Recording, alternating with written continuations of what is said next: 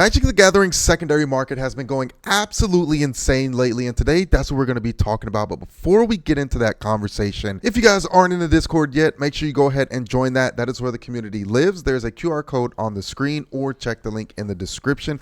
Everything that happens within the Crying Raven happens in the Discord. That includes meetups in our local areas like Oklahoma and DFW. So if you guys are in those areas and you want to catch us on the meetups, again, make sure you join the Discord. Next is the Patreon. It is the best way to support the Crying Raven. Lowest tier is literally just $1. You can get a whole bunch of extra content outside of this podcast. So if you guys want to go ahead and get that, again, QR code is on the screen, and check the link in the description if you're not watching on TV. Next is our Etsy store. We got a whole bunch of merch on there, as well as play mats. We got hats, hoodies, t-shirts, literally everything, patches, stickers. So if you guys want to pick up any of the merch, again, QR code on the screen, or there's a link in the description. Last but not least, DZ Comics. If you guys are in Oklahoma City or you're driving through Oklahoma City, make sure you check out DZ Comics. That is an LGS that we are partnered with, and we are going to be running a ton of events out of that store. So make sure you guys go check them out, and when you do, let them know we sent you. Now let's go ahead and hop into the conversation.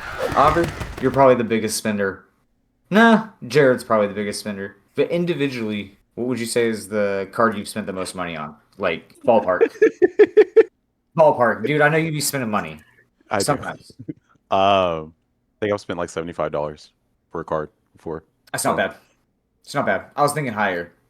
Honestly. Well, yeah, like, don't get me wrong. Like, I've had purchases up to like $100 to $200, but that was for a few cards. I mean, that's fair. I mean, dude, okay, if I'll admit. Eldrazi shit, man. Eldrazi shit. That's honestly fair. That's honestly fair. I mean, I've done a few. If I'm being honest, I've probably dropped about, for a single card, I'd say about, I don't know, ballpark, I think it was like $250. But that was like a chase. You know what I'm saying? Like, yeah. I had to have it, kind of ordeal. Like, this is the easiest way to do it. Oh yeah, no, trust me, bro. I get it. I really did I want? No, probably don't. I didn't want to. Did I ready? Yeah, 100%. But I just had to have it, dude. It was one of the alt art chatter things. Like, I'm not even gonna lie. I know, I get that. So, trust Aaron, me. how much did you spend on the card? Anything? Like fucking $15, single card, bro. That ain't bad. That's average. That's phenomenal. That is fantastic, honestly. And in the grand scheme of things. Yeah, man. Yeah. Because and honestly, now we're really talking about it, like, I don't even think we're talking about it, but like some of the cards that I even bought, they have gone up in price. Oh yeah? I mean, did you buy it because you knew it was gonna go up, or did you just buy it and you sat on it, more or less? I bought it because, number one, I needed it for a different deck, and then two, it's just because of Wizards hasn't done a reprint of it or anything like that. You know what I mean? Oh shit! What was it? What card is it? Zoolock. Oh, okay. Yeah. Zoolock himself has not been reprinted. Right now, he's fetching for roughly about $50 or more. Guess we got to reprint him. No shit. I'm joking. We gotta reprint now. Jeez. Nah, dude. What'd you grab it for? Did you just get a Zoolock? What was that? Modern Horizon? Zoolock was from I want to say Modern Horizons. Yeah, I think it was Modern Horizons. Yeah, one or two. But I grabbed him for Ulalek when he came out for Modern Horizons 3. That Eldrazi deck, nice. The Wooburg. Oh yeah. Nice shot. Oh, Zoolock, dude. Eldrazi. Yeah. Aaron's like, nah, man. I just need to buy the cards that I need. Like, I don't even care. Like, we're not buying. I mean, in my fairness, mine was just like, hey, dude, that's my favorite deck. That's my favorite commander. Like, dude, I'm buying it. Like, yeah. Didn't buy anything for like a couple months after that, just because I felt bad. I was like, dude, I spent $200 something on a single card. I can't right now. Yeah. Oh yeah. I can't right now. Yeah. But I mean, that kind of gets into the grand scheme of things. I mean, I feel like just over the last year alone, prices have just skyrocketed just tremendously in comparison to what was a year ago. I mean, yeah, that's just a person. Yeah, you know what I mean. Is it like, I don't know. I'm gonna say it's just because they think that, not they think, but they're trying to like, again, and we talked about this before, but they're trying to like create this whole collection type or collectible type thing going on. with Magic. Collector's market. Yeah, collector's market rather than actually having the cards like playable. You know what I mean? Or have like the playable cards plus the collectible side. You know, if people wanted to do that, which is why they have the boosters. But in my opinion, I feel like that in general is just making the rest of the game itself become more expensive. So like the collectible part of it is bleeding into the playable part of it. If that makes sense. Because also, I also believe that just because of like, well, I just think of like different cards. Like it's an elf called Tyvar, right? Tyvar is an extremely powerful elf, and it allows you to do a multitude of things. But a lot of times what ends up happening with, Tyvar, for example, is that like there's a few different arts of that card. And so you have the collectors that are, saying like, oh, I have all the versions and all the arts of this card. And hence the reason why like, okay, we can go ahead and Wizards being being a company and being in a business mindset. Well, okay, we can, if this card is having surges of certain popularity, then we can go ahead and make different arts to go ahead and cater to and just be able to make it more profitable for the product, however you want to word it. But I see that not only like with cards like that, but I mean it's even been proven over in the Eldrazi cards, like Kozilek, Butcher of Truth. If I'm looking at Card Kingdom right now, and there's like 3 different arts for Kozilek right now, and then like some of the other ones run from like the cheapest one I'm seeing is $58 all the way up to like we're looking at $90 for Kozilek. Aside from the fact that he's an Eldrazi and the whole tribe of Eldrazi is just powerful as heck. But regardless of that, these different arts factor into the price and the scarcity of those cards. You know what I mean? And the value. So that's fair. I feel like another thing that's kind of driving the market right now, I mean, and this kind of goes into the Hasbro thing that we've touched base on and some other things and just pushing so many different IPs is another reason I feel like it's spiking is, everybody wants Ninja Turtles. Everybody wants Spider-Man. Everybody wants, these different IPs. So the collector side of people, are coming in and kind of flooding the market. Like Aaron said, it's kind of bleeding in to a degree. It's just making just business ethics overall, more demand. You're gonna supply and demand more or less. You know how that breaks down. If somebody wants the product, you're gonna charge more for it. But that it trickles down so far. I think the big explosion from what I saw just from last year was Final Fantasy. Final Fantasy was a huge set for Magic. Mechanically great. I thought it was a great set, played well, but from a financial standpoint, geez, man, that was probably one of the most expensive sets that I've ever seen on the market. Play boxes, collector. Yeah, that was that. It was you, Marcet, a couple other people. All I knew just cash hand now. Give me cards. Legit. Don't get me wrong. I mean, it fed into it, but I remember looking on like Amazon. I mean, anywhere really, and seeing collector booster boxes, dude, and I didn't see one anything less than $1,000. Sometimes I was seeing collector boosters up upwards of $3,000, and I'm like, that's just that's insane. But I mean, the chase value alone of, I mean, if you broke it down this way, the booster box, how many in a booster box again? You guys help me out. Like what? 12? How many packs? 12, I'm sure. It's 12 packs. Yeah. So, in each pack is what, 14 cards? Something like that? Yeah. 9 to 14 cards. And each one of those cards, I mean, shoot, bro, some of those cards that people were ripping, you could buy a whole nother box from 2 cards. Yeah. Like, some of those cards were going for like $300, $400, $500. Some of them even now, bro, and it's March, almost. It's crazy to think of that. Yeah, I'm looking at the actual prices of it right now, and you still got Final Fantasy, the collector boosters, normal collector booster, like display. So the display case right now is sitting at $5,300, and then you got display booster case, or the collector booster display case. There's another one for $8,500, which is crazy. That's insane. And then the master case, which I don't even know what the fuck a master case is, but the master case apparently is $42,000 right now for whatever a master case is. So I'm just thinking of like a general booster, but I think I know what site you're using. I'm gonna jump on there too.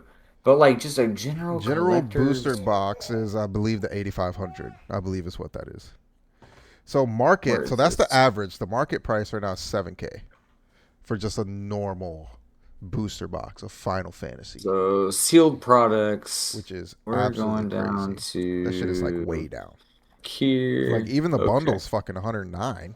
Like even Avatar's still going for about like $400, $400 or $500. That's just insane to me, though. You know what I'm saying? That like that much of a collector's IP is driving sales, $500, bro.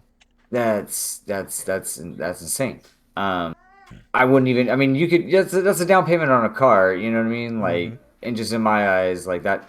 But what's crazy is because like even Edge of Eternity is right $600 for a pack. So it's like, or not for a pack, but for the box. And Final Fantasy is like triple the amount of Edge of Eternities.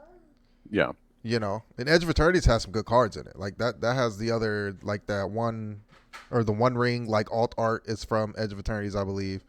Right? So just like it has crazy cards in it. And for Final Fantasy to be above that just because it's Final Fantasy. Right. Is that crazy. Alone, Literally. It's just Final Fantasy. That was it. Just that IP alone. Yeah. Absolutely. And I mean, you can even you can still use Spider-Man and Avatar as examples. Now, Spider-Man, we've all seen, it's gone down the drain. It tanked. It was probably the worst Universes Beyond like set mechanically and art-wise. People were like, yeah, this is kind of booty. Yeah. Now, you can use that in debate. Like, hey, Final Fantasy I will openly admit, had some really, really great artwork for cards. Like some of the best I've seen in a while. And mechanically was a great set. Like I thought it was awesome. Even in standard, like it did really well in standard. So I think that's another reason why those cards maybe are still pretty high priced. But I'm not talking about no down payment on a car, almost a house. Like I can't. It's too much. But with that, do you guys kind of feel like that's a lot of these sets are geared based towards commander play? I mean, don't get me wrong, like it's in standard rotation, so you need they do see standard play. But economy wise, do you think Wizards is like capitalizing on like commander being its most prominent format and moneymaker? Like, do you think that kind of like drives those sales a little bit as far as that goes? I think so. Now, and this is just because like because everybody can go ahead and be able to pick up standard modern, right? Now with just because of how frequent sets are always coming out, it's hard to keep up with that. You can go ahead and play a set, like you can go and play the game, like format, whatever, right? Still be able to pick it up. That's great, but it's still, you can be able to get as many games as possible, just because it's just two people. But overall, and this is my own personal bias, but like I feel like Commander, just because at the bare minimum, you can actually be able to play it with three people, 3, 4 people right there. And then in that aspect of everything, I feel like it's just geared more to that because, if I have, like me, myself, I have decks that I could be able to go ahead and lend people. You know what I mean? Like we were to go ahead and have a whole Commander night. I got about 2, 3 precons, ain't been touched. They just been open. They're sleeved up. They're ready to go. We can have a chill night, playing some pre-con matches, whatever, and we can be able to make decks. But just because of the number of people, because I can be able to have 3, 4 people, whatever, or even turn it into a whole night or a whole event where I can have 8 to 16 people. That's going to be driving a lot more foot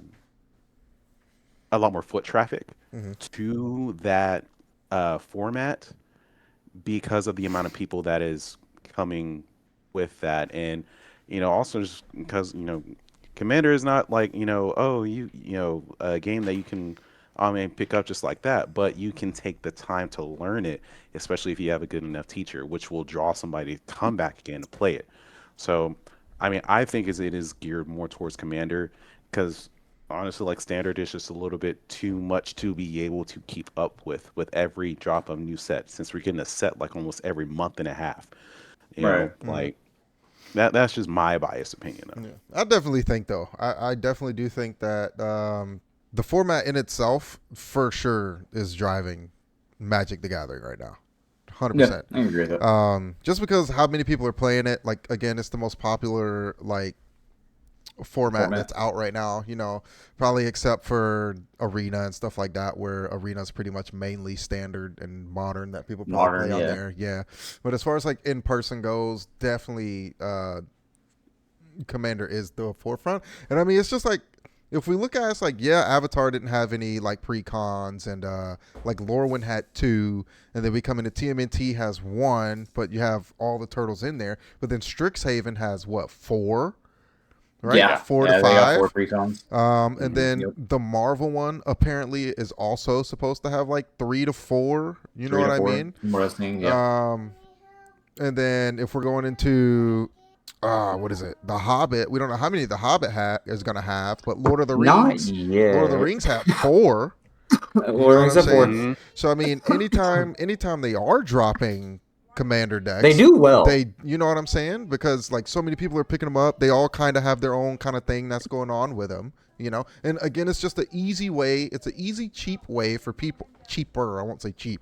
Cheaper way for people to get into the game. I mean, you pay $60, $60, $70, depending on what it is.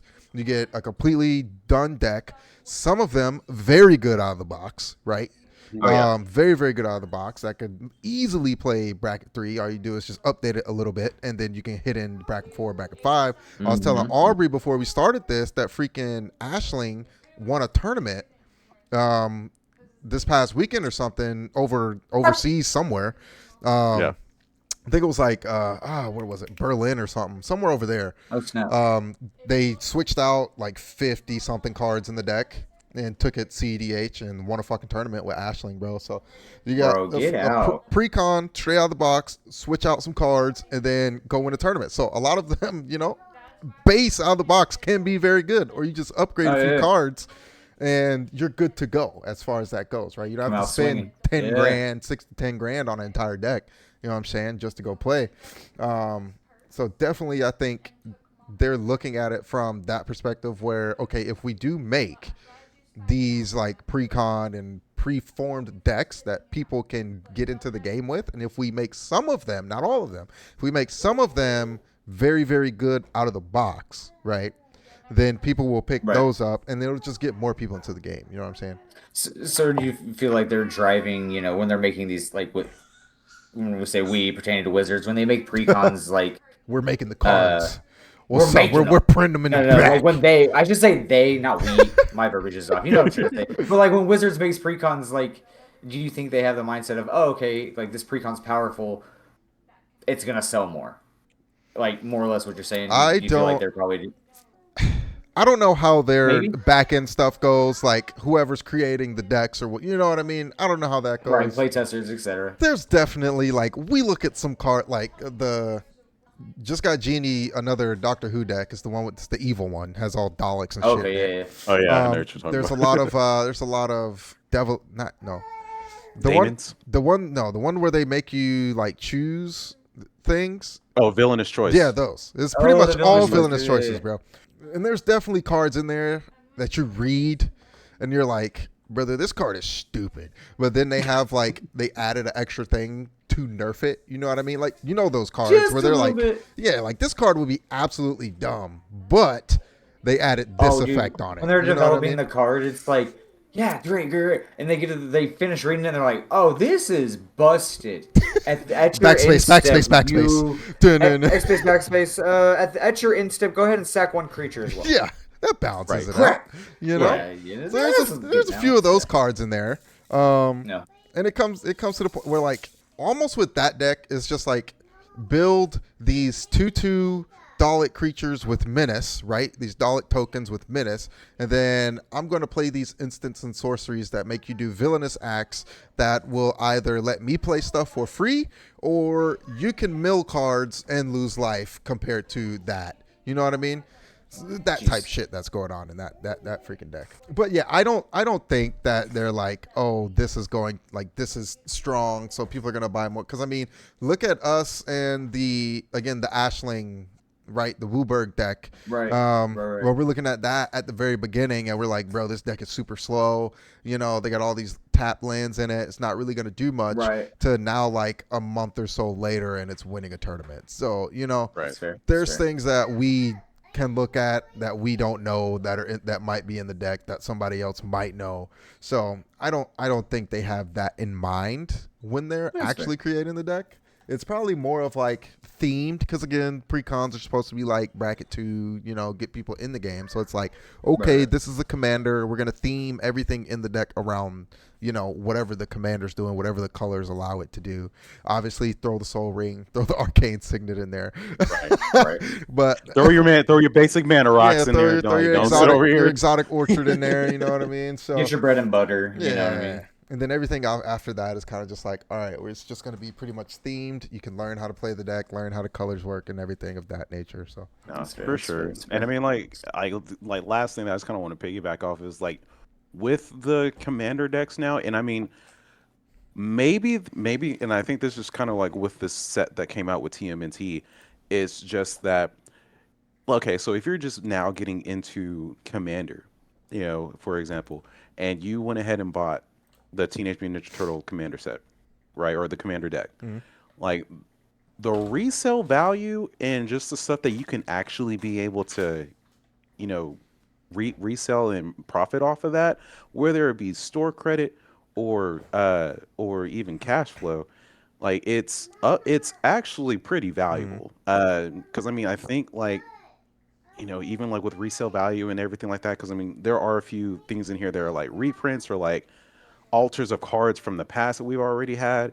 But you know, some of those are going for like $5, $6, $7, $10 already, and those, you know, a lot of those over time, some individuals will go ahead and be like, oh, I don't really like that card, or like, you know, I have no real use for this card. Let me go take that to my LGS and I can trade this in for store credit, and they're going to give you a pretty good amount for it because obviously they have people they can be able to turn that around, make money like that. You know, and especially like I said with TMNT, they've done a pretty good, especially with this set. There's a lot of resale value in this, so this might be something that Wizards is looking into like for future sets, because I mean, if you're just getting into Commander, you're just getting into Magic in general, you buy this beginner set and you start to learn the ins and outs of the game, you kind of know just kind of the ins and outs of like the business flow, cash flow, whatever. You know, do what's best for you, boo boo. At the end of the day, go ahead and get your value for it. So, and I mean, it was a good set that mechanically it became good. Like we got one or two tutors, just like with Lorwyn. Lorwyn had some good collector value. You know, with the Bidham Blossom Bearer being like serialized, and then just some other, you know, reprints and just the artwork alone. Like I know, kind of, it was a big chase set for a lot of people, and it was in universe. With Avatar, kind of the same thing. We got some reprints of some like staples, there's a handful of them. I can't think of all of them off the top of my head, but from this one, like we got a Food Chain reprint, we got a Trouble in Paris reprint for TMNT, and just some other stuff like that. So I mean, I think you're right, Aubrey. I think from like a collector, or like if you're into collecting that side of things, or the business or finance of like Magic stuff, which is we'll get into that because that's one that I'm kind of like, but like. Sure, yeah, man. Like, you know, they're probably not going to reprint another Food Chain for a while. So yeah, right now the market value probably if it went down a few bucks because hey, it's a reprint, but they're probably not going to reprint another one for a few years. So it might, you know, taper off a little. You go back up a little bit, taper off for a while until, you know, and hey, maybe they might not print another Food Chain for like 5-6 years. Who knows? This is not financial advice. Just letting y'all know. Right. Gotta throw that out there. Hey, if whatever y'all invest in stonks or fucking whatever, that's on y'all, man. It's like, no throw the disclaimer: we are not financial. Yeah, advice. Not financial advice, bro. Like, nah. So do we this think? Watch ain't even. So do we think that freaking cards or like Magic cards are just starting to be like more of a collectible item rather than a playable item? Like, do we think we're going like, are we going to start seeing like a bunch of Magic tables at card shows? You think? Maybe. I can. Maybe. You can see let me that? hear it, bro. Let me hear it. Because right now, I can probably tell you most of the card shows are Pokemon, and now they're starting to be They a are. little bit of Pokemon, might be like one Yu-Gi-Oh table for people who care, and then there's like sports. You know what I mean? You don't really see too many Magic tables, you know. So do we think that's going to be like a thing going into the future? You just start seeing Magic tables at freaking card shows. I think so. Yeah. I really do. Just because, like, okay, so because the game of Magic has been around, 20, 30 years, honestly, at this point. So it's honestly would be shocking if it hasn't been because of just the longevity that Magic has actually had right now. So, like, because there are people that can probably go ahead and, name a Magic card like Teferi's Protection, faster than they can be able to name off Blue Eyes White Dragon. Oh, for sure. Yeah. Nowadays, yeah, bro. Like, And no I mean, hate to all y'all Yu-Gi-Oh players out there. No but hate man, to the like, Yu-Gi-Oh players at all. Like, bro. and there's people But out I there feel with like like these crazy collections that they could just like flip yeah. at card shows. So it's like, I want to know, like, why is it not a thing? Like, we know the cards are out there, and we know people have these collections. So why not go you know what I mean? And I think that's kind of like in the same realm. I know what you're going with that, Aaron. I think it's in that same realm of like why everybody is so anti-scalper. Like when it comes to, we all see the videos of Winco, Walmart, Target, X, Y, and Z, and we see a little bit of Magic, but I'll just use Pokemon as the example. It's all Pokemon. And One Piece. Now, One Piece. Pokemon One Piece nowadays. One Piece, yeah. Locally, I'm not gonna lie. I'm not gonna name my Walmart, but man, locally, I'll just say here I'm in Oklahoma. Like y'all know this by now, but like, dude, it's rough even here, man. My Walmart, I accidentally figured out when our restock is. I just happened to be there that morning. That keyword, and like, bro, it was early, and there was a line over there. Aubrey, we go to the same Walmart, dude. You know where I'm talking about, like line, bro. And I was just gonna go look, and I'm like, well, no point now. Can't look, bro. Gotta wait in line. I can't even go look, dude. Look, like, I'm not even. And what sucks, it'd be one thing if it's just one or two, like, people like I love Winco and like Costco now that they're doing that. Like, hey, you got 2 SKUs per person. I'm like, hey, that's great. I get it if you're a scalper, a whale, etc. Hey, man, go chase your paper. But at the end of the day, it does like hurt the market, no matter what TCG it is. Yeah. But like going back to what you were saying, Aaron, of like it just, I maybe think we'll start getting them at shows, but I think it's still going to take a little bit longer, just because of like this goes into like people that are what's the name for these people? They're finance. God, we talked about it. Like a guru. What do they call it? Finance investors, people that keep track of like prices on the daily, like their stocks. Gotcha. You know what I'm saying? Like that literally look at the card every day, and this is mainly people that go onto like reserve list and stuff like that. Yeah. And that really track data on when those cards move and sell. But they do it with the rest of the market too. And kind of what sucks about that is think of like those investment firms that you have to like almost buy your way into. Yeah. These dudes have discords and other things that you have to like buy your way into these discords, and they are giving like basically insider information of when all these card values are going to move up and down. Yeah. When and where all of the restocks at all their local Walmarts, Targets, card stores, all of this stuff is in there. So it's people like, this is why I don't like, and don't get me wrong, if that's like your niche and you guys are collectors and anybody that's watching this and you guys keep track of that, by all means, that's your hobby, boo-boo, do your thing. My personal opinion is it kind of fucks with the market a little bit. Yeah. You know what I'm saying? If everybody within this Discord, let's just say a random Discord server, the dude's like, hey, I'm about this, I know these 10, let's just say popular card that's a chase right now, a Hexling Sculpture, even though it's not a high, let's just say it was a $50 card right now. It's not. But let's just say it is. And this dude's like, hey, I'm about to drop all of these on the market, but before I do, I'll sell them to you guys at this cost. All of the people in the Discord buy them up and then flip them and sell them for a higher price, or don't put them back on the market, which deflates. And if you guys know how fluctuation of market works, that's what's, I feel like to a degree, that's what fluctuates the market and Gotcha. decreases it so much. Oh, You for know what I sure. mean? Is Yeah. because people like that, when they got the inside info, you can kind of control it, Yeah. like what a card's going to be worth. Yeah. So it's like I feel like it's bad for the community, and because it drives scalpers, it drives people to go to your local Walmart and just, especially if they don't have any restrictions or anything like that. What's stopping Just a get whole, everything.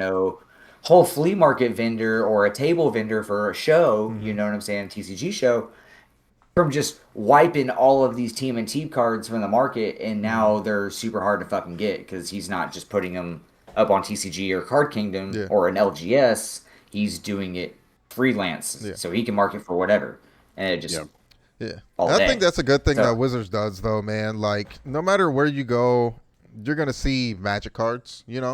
Even right right, now, like no matter where you go, you're gonna see TMNT cards, right? Like we went to Best bro, I Buy was at today. Barnes and Noble. Exactly, we went to Best Buy today, and Best I Buy was had at fucking Barnes and cards. Noble. And we're Yeah, like, dude, what Best the Buy, hell? like it's crazy. So like they're everywhere, right? Where Mhm. as far as like Pokemon, One Piece, you might find at like fucking Walmart, maybe a It's getting Target, scarce. but really you'll really find them at the card shops who are like official One Piece shops, and then like the actual like Bandai One Piece shops, and Hmm. Pokemon, again, you have those lines of people who already know when the restock is, so they're already there. Like I Yep. think last week it was, we went, it was Wednesday, so we do all our shopping and stuff, and we had to go to Target. And normally when we go to Target, I'm like, all right, I'm just gonna drop by, kind of like you did at Walmart when you were just there. I'm like, all right, I'm just gonna chill, go check out the card section, whatever it Yeah. is. And I guess we got there as they were restocking. You know what I mean? So of course they had like people around while they were restocking. There was a smaller line outside and whatever. And then by the time we were getting ready to check out, they got done restocking. So they were, they were letting people in to go to the aisle and check out shit.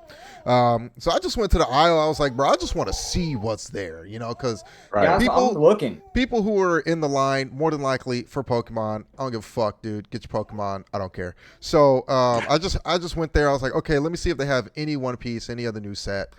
So I was just looking, and they were like, "Hey, man, you got to go wait in the line." I'm like, "Brother, I'm just looking. I don't I'm care. literally, I'm I ain't I'm even not buying. grabbing anything. I just want to see what's here." And nothing was there that I cared for. So I was like, "Cool. All right, I'm out. I'm gonna go buy my thing, and we're out, brother. I don't care about your fucking Pokemon. I don't care. I'm No, not gonna go wait in your line. You got it, G. you got it, bro. You Go got it. flip Yeah. those at Okay. your local flea You market. know You do what I'm you, boo, saying? man. It's Like fine. at the end of the day, like I totally get that that's there, Mm. and I understand, but I think one reason we don't see Magic at card shops is because people buy the cards to play the cards. Mhm. Does that Yeah, make more sense? like a So chosen stuff. yeah, Yeah, so like people have the decks and they're like, oh, this alternate art, I'm gonna buy that to put that in my deck to replace the normal art of the card, so that when I right, play people, they can see the art on the card. Whereas everything right. else, it's more of like, yeah, I'm just literally getting this to fucking flip it or put it in a collection or whatever Right. it might be. So that might be a reason we don't see them at card shops too. People just like they get Magic to play Magic, Hmm. you Yeah. know? Yeah, no, I feel that. Don't get me wrong, like me and That's me. Aubrey and a couple other people, Yeah, yeah, exactly. we went to this show here in Norman, and it was that real big one that's traveling right now, like Oh, GalaxyCon, T I believe. no, like TCG Con or whatever, PokeFest. That's what it Pokefest. was. Yes. It was Yes. PokeFest slash TCG Con, and Hmm. now it's just become they like dropped the Pokefest. name. Well, no, they dropped the. I found out they dropped the PokeFest name. Oh. Now, what this tour is. Back then is what it was called. This was like a year ago for reference when we went to this. But now it's like TCG Con, and it's like it looks like Pokemon.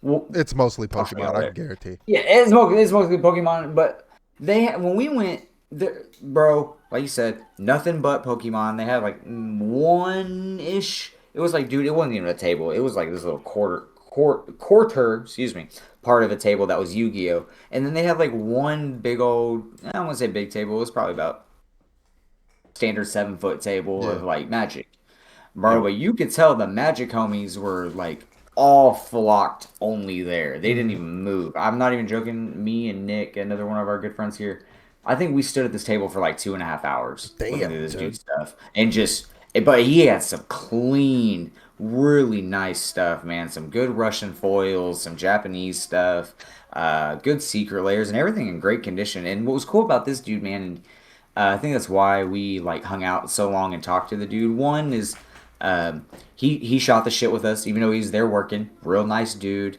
Um, was real down to earth, and he price matched basically almost everything directly what it was on TCG, but like maybe by like $1 or $2, which I respect. Which I'm like, hey, bro, you got to get yours, bro. You know what I'm saying? Like, you paid to be here. Like, you got to make your Yeah. booth money. Like, I get you, bro. You're like, yeah. But I like honest vendors like that are so like, if you're one or two, even if you're $5 above like market value, I'm gonna be like, depending on time, place, rarity, I'm gonna be like, I'll pay that. But like you said, Aaron, it's not because I want to go slab it, get it graded. Mm-hmm.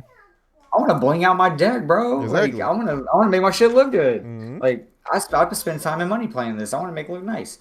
So I mean, I get it. From like a player aspect, I think like that. I think players are why we don't see it too much at TCG shows is just Magic wise is why we don't see a lot of it is because it's a good equal balance. Pokemon Yeah. is it kind of stopped being so much of like a game and more of a collector's thing. No, don't get me wrong. There's plenty of people that still actually play the actual Pokemon game, Yeah. like the trading, battling, and everything. Like Jacoby does. One of my my second oldest.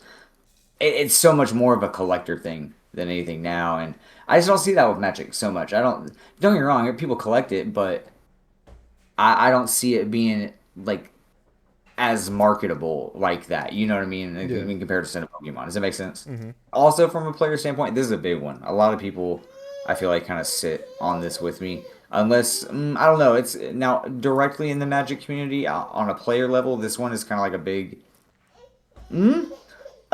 competitive staples being affordable.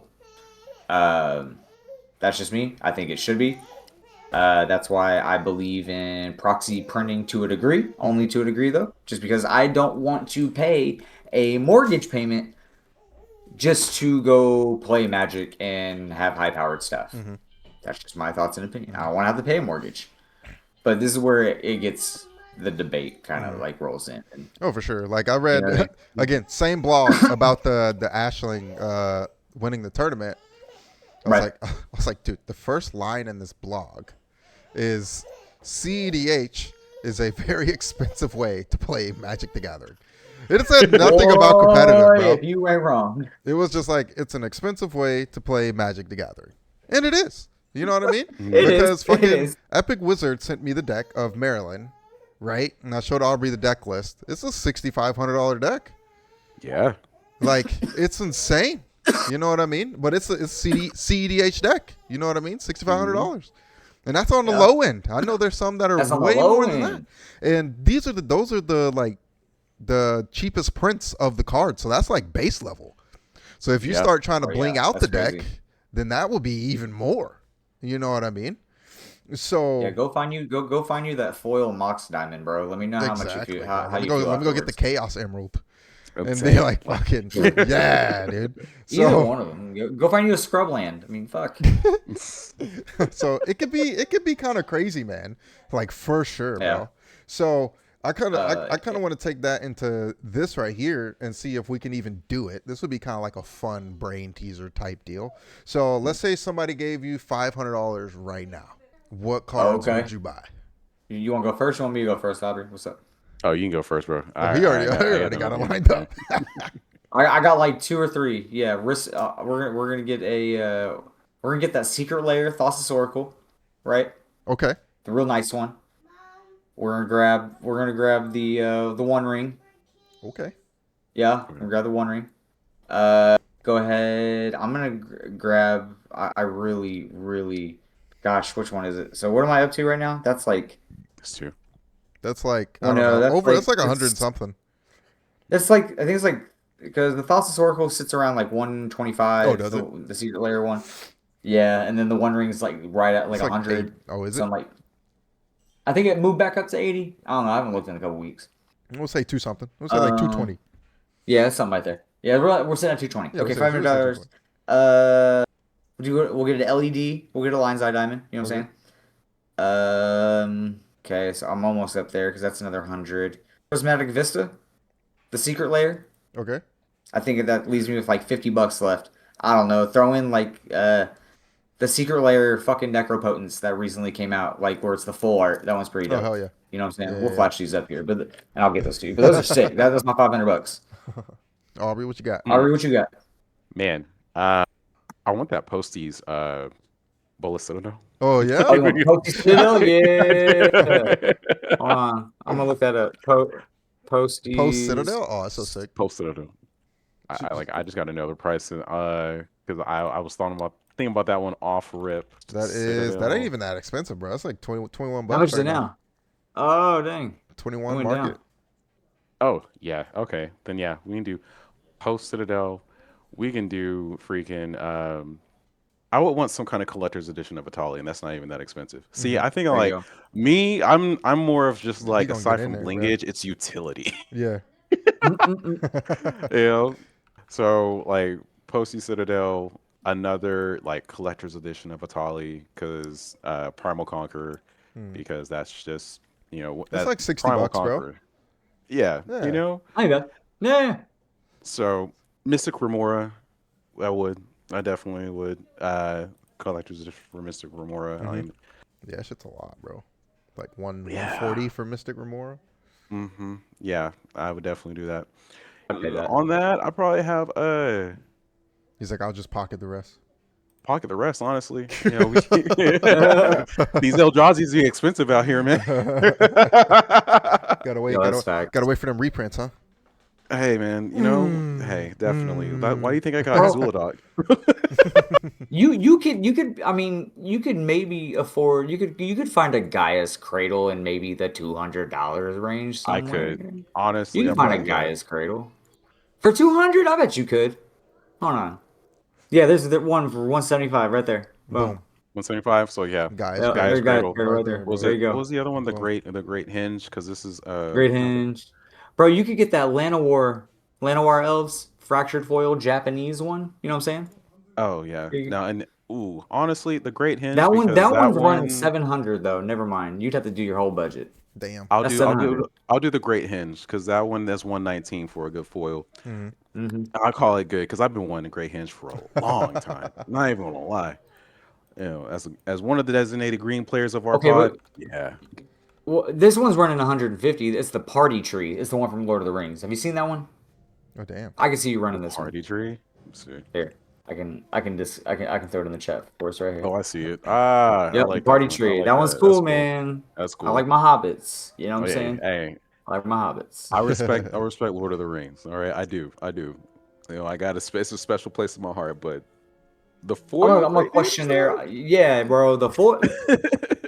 That one's Surge. I'll pay that. I'll pay that 150 for the Surge. promotional and the collector one, because this thing is rainbow. Ooh, which one? Which one are you looking at? It's on Card Kingdom, so it's the you're on promotional Card Great Hinge. Yeah, pre-release foil. This was back in Oh, 2019. there it is. That thing's pretty. Dude, I feel so dumb. I remember that they printed some good stuff in Avatar, and this goes back to what we were talking about earlier in the podcast, guys. Like of sets with getting some reprints, so they're a little cheaper. Now, don't get me wrong, you can get you a Great Hinge. Yeah. For $50. Right. Or you can go to the Avatar. OG. Yeah. No, the Avatar one's like or the $70 right now. 74. Yeah, it's like that's true. Give And or then take. the OG, like you said, the OG, that one is OG one, you're looking about 75. Yeah, the most expensive one I'm seeing right now, market wise, is the Party Tree reprint from Lord of the Rings. But it's because it's Surge foil. Everything else is like foil etched or stuff of that nature. So I mean, that's just another example of like collector versus player ability, just the supply and demand, the IP. Like I feel like Lord of the Rings is a great kind of example there, because like Yeah. it is. I mean, you can get that Great Hinge, not foil, same card, different set. Just what I'm saying, it's the supply and demand of it. Right. I feel like it, and it shows. But no. What about you, Ving? What Me? about you? Yeah, bro? what's your, 500? yeah, you pick. Yeah, man. 500. 500. 500. I'm definitely gonna do a Markov print, which Respect. I think that was like $20. It's not much, right? So $25 for the foiled Markov print. And then I'm gonna do a Chrome Mox. That's like, of course, yes. $217. Got to get it out the way. Just go ahead and throw that Get in it out. there. Just get it out the way. Gotta get one. Heck yeah.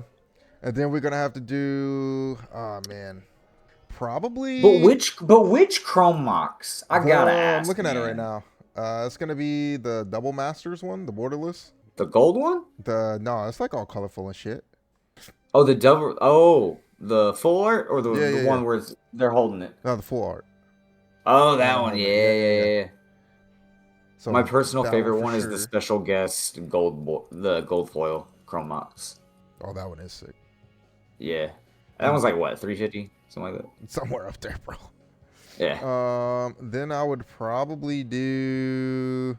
I'd probably do a One Ring, just because I think that card's super Everybody sick. needs a One Ring. Yeah, I think everybody that card's needs a super One sick. Ring. Everybody needs the One Ring, bro. Everybody needs a One Ring. I mean, low key, one of the most powerful artifacts ever made. It's so good. Low key. It's so good. Yeah. Aside from Soul Ring. I'm just kidding. You ain't wrong. You ain't wrong. Yo. So what would that put me at? Let's see. We got the One Ring. One Ring around 100, I believe. It's like 200. Well, 200. Yeah. For the extended. It depends on wood boy. Yeah. Yeah, I'd probably just do that one. Why not? So 200 there, 200 there. So I got maybe one card, maybe like $50 left, maybe. I'd probably do the Secret Lair Jace. I think Jace is a cool dude. Ooh, okay. Jace, yeah. Jace overall is a planeswalker. Yeah, I'd probably just do a Secret Lair Jace, bro. Is that the Mindseeker one? No. I don't know. I don't know what it is. I'm just looking at it. Wilders of Mysteries, Secret Lair series. Oh, that one. Yeah. So that one's. I was like, there's a couple different versions of Jace. So I'd probably do that. Oh yeah, the movie poster one. Yeah, that one. Yeah. Yo, bro. I can see that. Yeah, that's about $50. Yeah. And then that'd be mine. Oh yeah, dude. All sick. I think we'd all come up for sure. Oh yeah. Oh yeah. We'd find something. And then we just play all the cards. I mean, you already know. I already told you, like, when we even started, the reason why I got, like, Kozilek or, any of the Eldrazi's that I needed is because I needed them and I wanted to play them in my deck. Mm-hmm. Like. I mean, at the end of it all, like, do we feel like the market's in an okay place right now, or like, I don't know. I feel like it's at a manageable place. Wizards is doing really good about like keeping everything at MSRP. LGSs are doing the same. I think kind of the problem more or less is like people scalping and secondary market. Secondary market, yeah, more or less. Yeah. Thoughts, Aubrey, or yeah, like, because I mean, honestly, I'll use Teenage Mutant Ninja Turtles just as an example. There was a few reprints in there of like several green cards that Wizards did a really good twist on how they kind of reprinted them. Like, looking at one, Heralds of Shredder, that is a Vigor reprint. Oh, that's right. Yeah. Mm-hmm. And then like Slash Clone, that's the Steelbane Hydra reprint. Remember that one? Aggro. That was actually cool. Yeah. Yep. Aggro Amalagon, Voracious Hydra. So if we in the future start to see Wizards do things like this, especially if it's like something from Universes Beyond, like if they go ahead and start to do this with like Star Trek or even like the Hobbit coming up, the Hobbit, they can go ahead and do their own thing. But if they start doing stuff like that, I mean, it's still going to be keeping everything at a decent price for everything. So, and even if they decide to go ahead and like, okay, well, we're going to go take Herald of Shredder, even though it's a Vigor, we can do all art on it. Somebody will go ahead and probably pay a little bit more for the all art just because, hey, it's an all art of it. Yeah. You know what I mean? So I do like where the price is and stuff like that for the cards. It's just like you guys said, society. We got scalpers. We got people. The secondary market is just kind of doing the derpy stuff. I do like the fact that they do the reprints like that, to where it's like a different name, but like it's like same card, it's different in universe, different name. You know what I mean? Like because it's not a direct reprint of the old card, meaning that the price of the old card won't go down because of the reprint. You know what I mean? Right. So like the reason Soul Ring went down so bad is because every precon that comes out with just another Soul Ring with a different art that just matches, whatever's going on in the precon. But if every single Soul Ring that came out was literally a completely different named Soul Ring, right? Then Right. the actual market value of the card might not go down because it's a completely different art. You know what I'm saying? Rather than it just being, Soul Ring, different, frame art, shall I say, if that's how that's going. The only thing I don't like is that even before like the sets come out, even before pre-release, they have all the people who have whatever ambassadorship, whatever fuck, right?